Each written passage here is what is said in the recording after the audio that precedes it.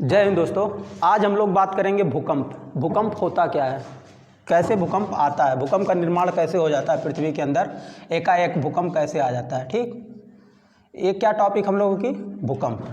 पहली बात, भूकंप फटने का दो कारण हो सकता है। या तो परमाणु परीक्षण कोई कर रहा है, उस एरिया में क्या हो सकता है, कंपन आ सकता है, भूकंप हो जाएगा। या तो क्या होगा, कहीं पे ज्वालामुखी फटने वाली होगी, तब क्या हो सकता है, भूकंप आने की संभावना होती है। ठीक, और जब ज्वालामुखी फट नहीं पाती तो क्या होती है, प्लेटें आपस में टकराती हैं तो भूकंप आता है। भूकंप कैसे आता है, प्लेटों के टकराने की वजह से। मेन कारण होता है जब दो प्लेटें आपस में टकराती हैं तो क्या आता है, भूकंप आता है। ठीक, अब प्लेट क्या होती हैं, जैसे हमारा जो पूरा ब्रह्मांड है, मतलब ये पृथ्वी पे जो पृथ्वी हमारी बनी है ना, प्लेटों से बनी है। क्या बनी है, प्लेटों से। जो प्लेट है ना, लगभग एक प्लेट की मोटाई लगभग मान लो 100 किलोमीटर तक की होती है।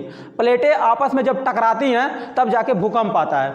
अब क्या है, अब टकराएंगी कैसे, अभी आपके सामने हम कुछ प्लेट लगाते हैं, ये तो भूकंप की तरंगे हैं। अभी देखो इसको इधर जा रहा है तो अब लगाएंगे प्लेट।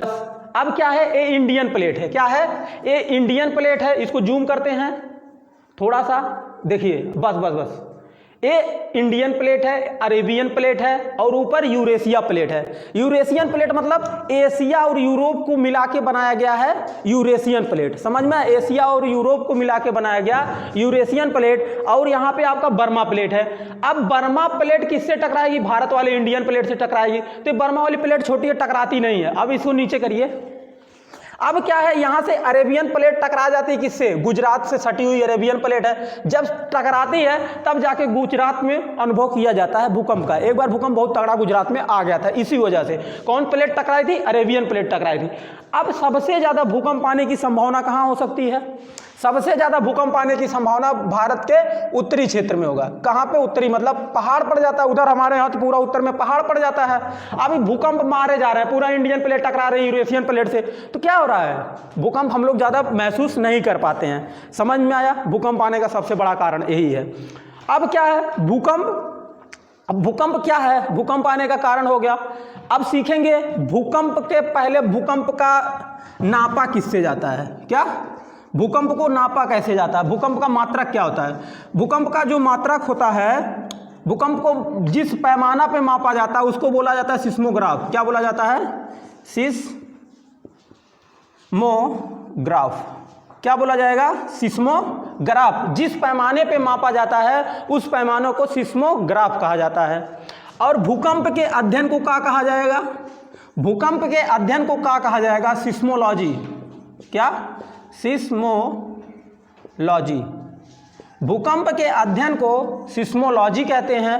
भूकंप के जिसमें मापा जाता है उसको सिस्मोग्राफ कहते हैं। और इसके यंत्र को भी सिस्मोग्राफ कहते हैं। क्या, इसके यंत्र का नाम होता है सिस्मोग्राफ, जिस यंत्र से नापा जाता है।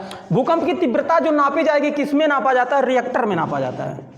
क्या, रिएक्टर में। और इस पैमाने पे कितने अंक तक का बना होता है, 0 से लेकर के 9 तक का बना होता है। कितने तक का अंक लिखा होता है, 0 से 9 तक का। हर एक अंक, क्या, हर एक अंक, जैसे 0 से लेके 1 के बीच में ये 10 लाइन होती है। मतलब एक अंक कितने गुने को दिखाएगा, 10 गुने को दिखाएगा। कितने अंक को दिखाएगा, 10 गुने को दिखाएगा। ये समझ में आ गया। और इसको कौन सा कहा जाता है, रिएक्टर स्केल। आपको समझ में आ गया किस पे पैमाना है, रिएक्टर स्केल पे कहते हैं इसकी भूकंप की तीव्रता इतनी रिएक्टर की थी। एक क्लियर हो गया। जब एक क्लियर हो गया, अब बात करेंगे हम लोग कौन कौन सी तरंगे होती हैं। इसमें 3 तरंगे होती हैं। ठीक, अब इसके तरंगे को हम लोग देख लेते हैं। भूकंप की तरंगों को देखने के लिए सबसे पहले भूकंप की जो होती है प्राइमरी तरंगे। क्या, प्राइमरी। ठीक, फिर इसके बाद आएगी सेकेंडरी, फिर इसके बाद आएगी यल, जिसको लव बोला जाता है। क्या बोला जाता है, लव। यल, लव, सेकेंडरी, प्राइमरी। अब इसको बोलते हैं लंबवत तरंगे। कौन सी, लंबवत तरंगे। ठीक, अब इसको क्या बोलते हैं, अनुप्रस्थ। क्या बोलते हैं, अनुप्रस्थ। समझ में, इसको बोलते हैं धरातली। कौन सी, पाताली।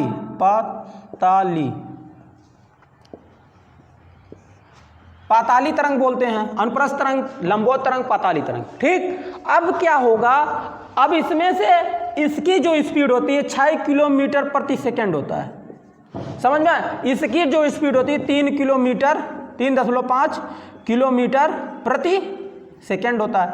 इसकी स्पीड 1.5 किलोमीटर प्रति सेकेंड होता है। अब क्षति, सबसे ज़्यादा क्षतिकारी कौन सी तरंग होगी? सबसे ज़्यादा क्षतिकारी तरंग यल तरंग को बोला जाता है। पाताली तरंग को सबसे ज़्यादा क्षतिकारी तरंग बोली जाती है, जो तीसरी तरंग होती है। दूसरी सामान्य होती है, कम क्षतिकारी होती है। सबसे कम क्षतिकारी होती है लंबवत तरंगे। क्या होती है? लंबवत तरंगे। अब लंबवत तरंगे का जो चलता है, ऐसे तरंग चलती है, क्या ऐसे ऐसे चलती है, तो ये जो ऊपर जाएगी, मतलब इसके बीच में जो बन रहा है, मतलब ऐसे गई है, यहाँ से उतर रहा है, ऐसे ऐसे ऐसे ऐसे जा रही है, समझ में। जब ये जाएगी तो कितना झटका मारेगी, बहुत तेज जा रही ना, तेज गई, झट से गई, निकल गया। अभी जा रही है पूरा एकदम, इसके बीच की दूरी बहुत बढ़ के, मतलब रुक रुक के जा रहे, जैसे यही है। अब ये डस्टर है और इसके बीच का जो बन रहा है कम बन रहा है। अब इसमें टक टक टक टक ऐसे मार रहे हो तो इसको हिला तक नहीं पाओगे, प्राइमरी तरंग हो गई। अब इसके बीच की दूरी देखो, यहाँ कम एकदम दूरी है, इसके इस आवृत्ति के बीच में क्या दूरियां कम है, इसके बीच में दूरी बढ़ गई, इतना दूरी हो गई। अब मारोगे खिसकेगा, क्या खिसक रहा है, क्या खिसक रहा है। इसी तरीके से जब भूकंप यहाँ पे आएगा तो ये वाली तरंग भूकंप ज़्यादा नुकसान करेगा, समझ में, पृथ्वी को ज़्यादा देर तक हिलाएगा। जब आपका भूकंप इतनी दूरी हो जाती तरंगों में, जब इतना दूरी हो जाती है तब भूकंप सबसे विनाशकारी भूकंप होता है। अब जान लीजिए, यहाँ से अब तक ठोक रहा था, धीरे धीरे जा रहा था, दूर से ऐसे लाओगे, ऐसे ठोकोगे तो भक्क दे निकल जाएगा। आया समझ में? तो इस वजह से सबसे विनाशकारी तरंग कौन सी होगी? पाताली तरंग होगी। सबसे कम विनाशकारी कौन सी तरंग होगी?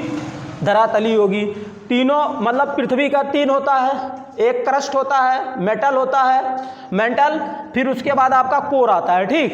ये जो होता है द्रव में नहीं जाती है, क्या द्रव, क्रो वाला में, कोर में नहीं जाती है, तीनों दिशाओं में जाती है। समझ में आ गया भूकंप। अब इसके बाद बात करेंगे, ये भूकंप तो ये वाला चैप्टर एक खत्म हो गया। अब इसके बाद बात करेंगे भूकंप तो किसने सिद्धांत दिया। भूकंप का सिद्धांत इतनी कहानी पढ़ चुके, कोई व्यक्ति रहा होगा ना जिसने बताया होगा ये कैसे हो रहा है। एक साइंटिस्ट थे रीड, कौन थे? रीड, ये वैज्ञानिक थे। इन्होंने नियम दिया, प्रत्यास्थ, किसका दिया? प्रत्यास्थ का, प्रत्यास्थ पर संचलन, क्या पर संचलन।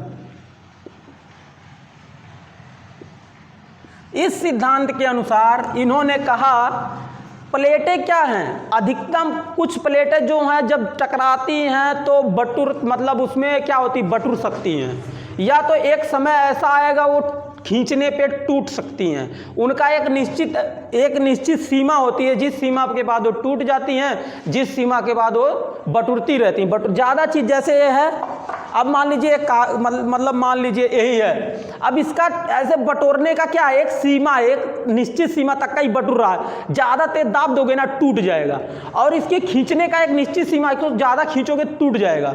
इसी नियम को किसने बताया था? रीड ने बताया था। और भूकंप के आने से पहले अनुमान कैसे लगाया जा सकता है कि भूकंप आने वाला है? तो एक गैस होती है वायुमंडल में, सबसे ज़्यादा गैस फैल जाएगी, रेडान। कौन सी गैस फैलेगी? रेडान। वायुमंडल में इसकी अधिकता हो जाती है, रेडान गैस की वायुमंडल में सबसे अधिकता बहुत ज़्यादा हो जाती है। समझ में आया? जब भूकंप एक ही क्षेत्र पे, क्या, जब दो भूकंप, मतलब भूकंप की जो तीव्रता होती है, जो तीव्रता मिलाती, मतलब ऐसे आ रहा है भूकंप, यहीं आ रहा है, मतलब तीव्रता जो भूकंप का है ये है। इसी क्षेत्र को अगर रह जाए, इस क्षेत्र को, अभी देखिए क्या है, इधर से जैसे रीड वाला नियम हो गया। अब इसके बाद बात करेंगे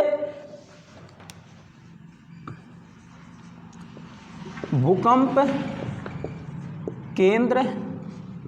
समझ में आया? भूकंप केंद्र जिसको फोकस बोला जाएगा। ये क्या हो गया, भूकंप केंद्र जहां पे आता है ईपी सेंटर, क्या ईपी सेंटर, ठीक। और आएगा भूकंप अभिकेंद्र। भूकंप अभिकेंद्र को क्या बोला जाता है, फोकस। अब फोकस, अब अभिकेंद्र क्या है, जैसे ये पृथ्वी है, पृथ्वी की भूपटल है, अब पृथ्वी की भूपटल यहां से भूकंप शुरू हुआ, ऐसे ऐसे ऐसे करके हिलाया इसको, जहां पे सबसे पहले भूकंप पता चला हमको, पृथ्वी के भूपटल पे जहां भूकंप पता चला उसी को बोल दिए ईपी सेंटर, अभिकेंद्र बोल दिए, क्या बोल दिए, भूकंप केंद्र। और जहां से निर्माण, भूकंप मतलब शुरू हुआ, उसी को क्या बोल दिया जाता है, भूकंप अभिकेंद्र। ओके, फिर इसके बाद जितना होता है, ये इतना चीज समझ में आ गया होगा। अभी आपको दिखाते हैं फिगर के माध्यम से, वहां देखो है सिस्मोग्राफ का भी फिगर लगाते हैं आपके सामने, इधर करिए। अब देखिए क्या है, भूकंप की देखिए, ईपी सेंटर क्या हो गया, हाइपर सेंटर क्या हो गया, हाइपो सेंटर मतलब एपिकेंद्र, यहां पे शुरू हुआ भूकंप, और जहां सबसे पहले महसूस किया गया उसको क्या बोला गया, ईपी सेंटर बोला गया, ठीक। मोबाइल इधर करो, ईपी सेंटर बोला गया, ये चीज समझ में आ गया होगा। फिर इसके बाद क्या है, फिगर होगा प्रशांत महासागर का। भूकंप सबसे ज्यादा आता कहां पे है, भूकंप सबसे ज्यादा आएगा जापान में, क्या, जापान में आता है, जापान, सबसे ज्यादा भूकंप आता है जापान में। भूकंप आने का कारण जापान में क्या है, वो प्रशांत महासागरीय प्लेट जो है, क्या है, प्रशांत महासागरीय प्लेट पे अवस्थित है। प्रशांत महासागरीय प्लेट क्या है, सबसे ज्यादा प्रशांत महासागरीय प्लेट में हलचल होता है सबसे ज्यादा। वो कहाँ है कि कई प्लेटों से जुड़ी हुई है, कई प्लेटों से जुड़ी होने के कारण वो टकराती है बार बार, ठीक। तो इससे क्या होता है, भूकंप आता है। सिस्मोग्राफ देखिए, यही होता है सिस्मोग्राफ, समझ में आया, सिस्मोग्राफ हो गया। ये जो पैमाना बताए थे यही होता है पैमाना, ठीक। देखिए क्वेश्चन जो आया था भूकंप से, क्वेश्चन इस टाइप का पूछा जाता है, आपको दिखाई देगा, इसी तरीके से क्वेश्चन पूछा जाता है भूकंप का। एक क्वेश्चन जितना हम पढ़ाएं, क्वेश्चन मारिएगा आपका सब क्वेश्चन लगेगा। देखिए क्या करना है यहाँ से, ठीक। और देखिए तीसरा हो गया। फिर इसके बाद क्वेश्चन आ रहा है, आपको क्वेश्चन पूरा देख कर क्वेश्चन मारना है वीडियो को पॉज करके, ओके। तो ज़्यादा समझ में आएगा क्वेश्चन।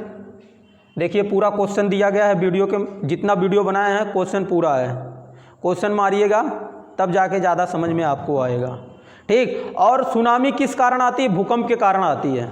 किस कारण आती है सुनामी, भूकंप के कारण ही क्या आती है, सुनामी आती है, ओके। जय हिंद दोस्तों।